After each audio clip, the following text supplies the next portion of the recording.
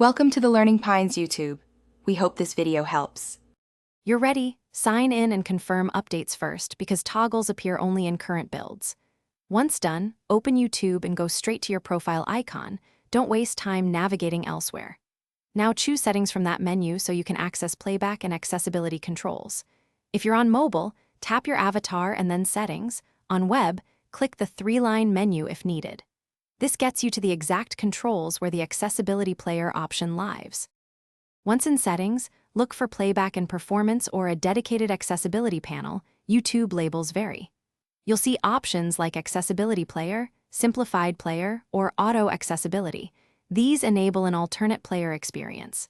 Tap or click the specific toggle so it flips to off. You're turning off forced accessible controls. After you change it, make sure to restart the current video or the app so the standard player loads. If the option is grayed out, continue to the next step for deeper checks.